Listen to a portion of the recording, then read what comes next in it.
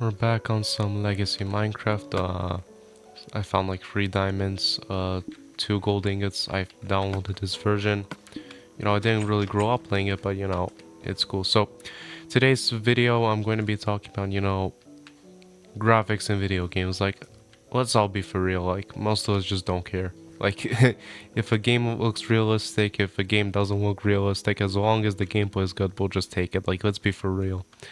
All of the games nowadays, especially these AAA titles, they'll be asking like 16 gigs of VRAM, you know, a whole bunch of RAM, new processor and everything, just for them to, not look much better than what? What can we use an example? Like,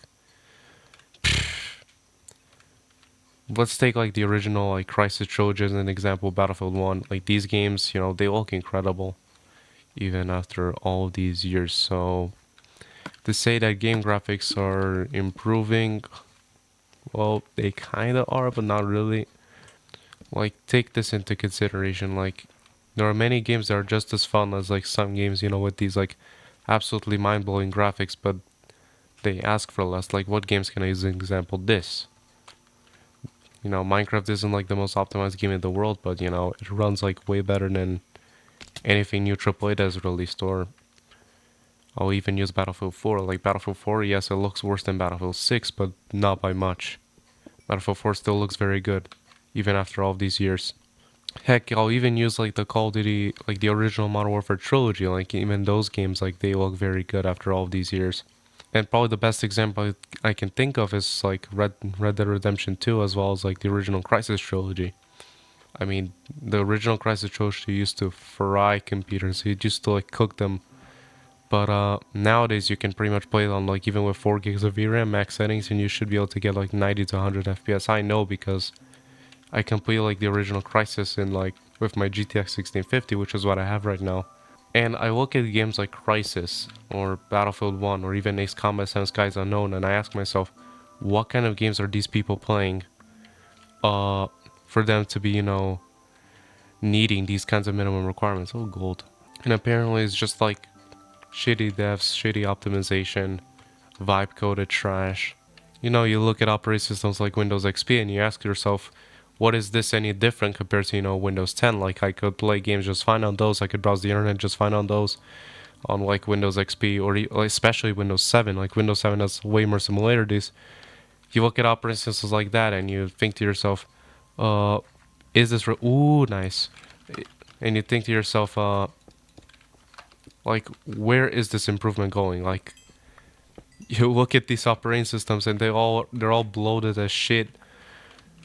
Windows 11, I don't know, Ubuntu even. All of these operating systems that ask for like extremely high minimum requirements just for them to feel exactly the same as they did like maybe 10 years ago. Like it's the exact same thing. I used to have like it's not even just games. Like I said, even my phone, I had like a Nokia 7. It's an Android phone. It ran on Android 7. I was able to watch YouTube videos on it just fine, and I decided to turn it on, for nostalgia's sake. YouTube doesn't work on it anymore. It just doesn't. It doesn't like it tells me YouTube is unsupported. You have to use the browser app. And my big question is, sure, there's probably a reason why they are maintaining it, but at the same time, what changed so much for it to be not supported anymore? There's probably some security reasons, but and as long as you stick to the Play Store, then you should be good to go. There shouldn't be too much of a security risk. Some of you are already wondering as you're seeing, like, there's no mobs. Yeah, I'm playing a peaceful mode for my own well-being. But, like I said, I already used examples of, like, a bunch of software. I also, like, mentioned a lot of games. Much of the modern obsolescence that we see is just forced. Like, it really is just forced. Like, you look at games from, like, 10 years ago, like I said, or even, like, from, like, the 7th generation, especially the late 7th gen. You look at those games like Far Cry 3. I haven't mentioned Far Cry 3 yet. Like, that game looks incredible. You look at games like those and you think to yourself, is this really necessary? I mean, we could play games like with 2 gigs of VRAM just fine, so what has changed?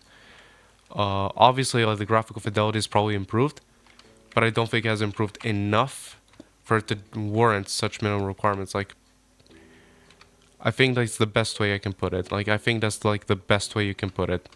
Which is why I always have like this appreciation for older games. Like like the graphical fidelity of older games is not terrible enough for me to tell myself, you know what, I need better graphics than this. Like, I think I need something better than this. Why should I care about stuff like that when I can just, care about whether the gameplay is good, whether the controls feel good, stuff like that. So, you look at games like, like the older games I mentioned previously, you look at the game graphics in those and you see the game graphics now, you see not much has changed. Like, those games still look good to this day. You really have to start nitpicking to notice any like meaningful difference, and that's what's bothering me with a lot of modern games.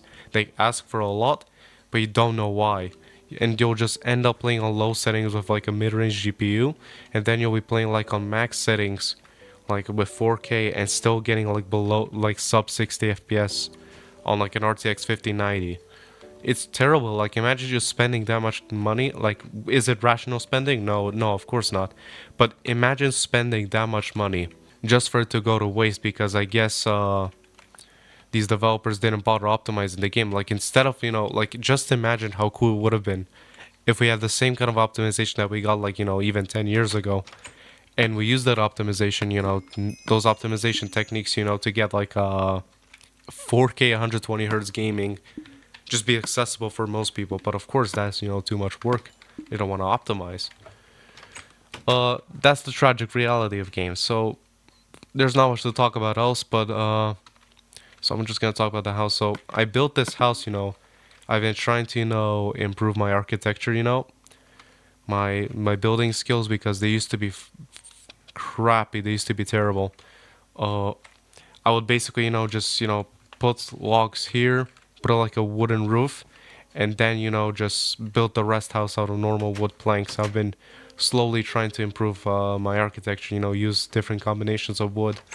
Put some stone here, put some stone right here on the frame of the roof. Used spruce wood stairs for the roof here as well. Used oak planks here, used normal oak logs here, and used birch wood planks for the floor as well as like, what do you call this, a carpet. It definitely looks nicer than anything that I've done before, so if you guys can give me any tips when it comes to my building techniques, that would be nice. So yeah, I hope you guys enjoyed this video. If you did, don't forget to like, subscribe, and I'll see you guys in the next video.